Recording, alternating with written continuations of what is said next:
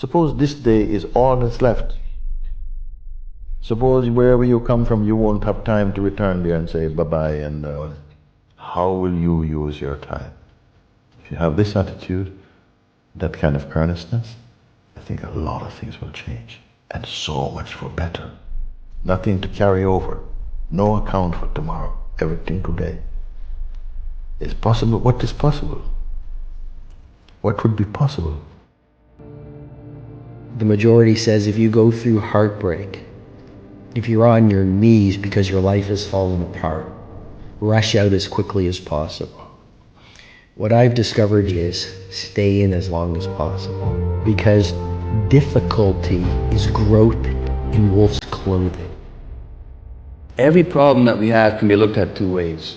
We can look at it as a difficulty to get rid of, or we can look at it as a message from our true selves. Any problem comes along not in order to make our life miserable, but actually in order to make our life less miserable. And the suffering that it imposes is an attempt to wake us up. And if we wake up, we'll have a reason to be grateful. I'll get to it tomorrow. I'm like, who promised you that? Right? I'll get to it a month from now. I'm like, who promised you that? We live our lives and we feel as if we're promised something. You think about how many people woke up this morning thinking like, man, everything is going to be great, and life changed, right? One day you wake up on top of the world, next day you wake up, world is on top of you. How many of you in the last 6 months has had an idea that you did not act on that you wish you would have?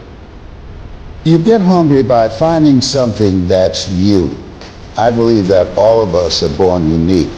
You've got to find out what is it that turns you on, what resonates with you. Some of you are not transitioning because you're okay with the life you have, and I'm telling you, when I walk out, I want to be an example of you can start from wherever and get to wherever you want to get to. That's what I'm asking you to do. What fuels you? The reason why you're so lazy is not because you don't have the ability. You're so lazy because your dream's so small.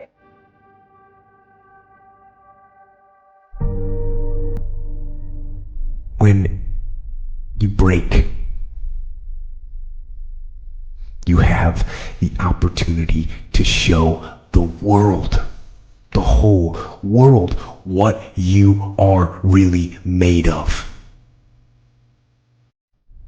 So if you break, the fight isn't over. In fact, if you break, the fight is just beginning.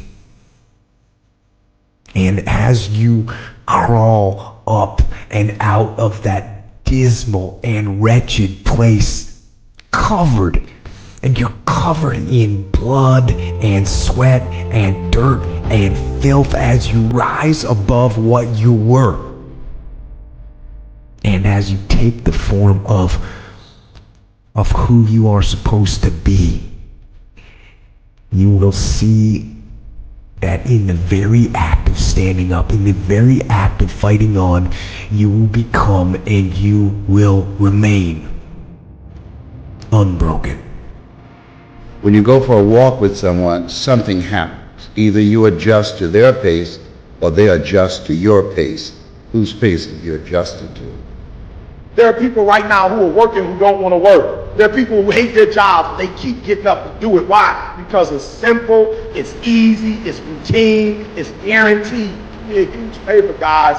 Take full advantage of this opportunity and make your dreams become a reality. Find your vision and follow it.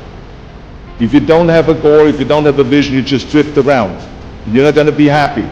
This is why it is so important to have that vision.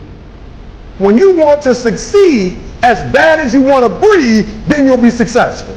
And I'm here to tell you, number one, that most of you say you want to be successful, but you don't want it bad. You just kind of want it. Some of you love sleep more than you love success. And I'm here to tell you today, if you're going to be successful, you've got to be willing to give up sleep.